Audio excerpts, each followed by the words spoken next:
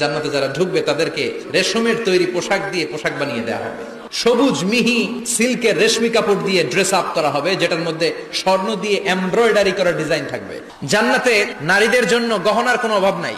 জান্নাতের ভেতরে বিশাল এক শপিং মল থাকবে।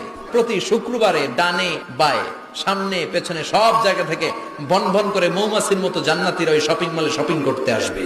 ইচ্ছে মতো দেদারসের পোশাক কিনবে, ইচ্ছে মতো শপিং করবে, টাকা দেয়া লাগবে না, ক্রেডিট কার্ড লাগবে না।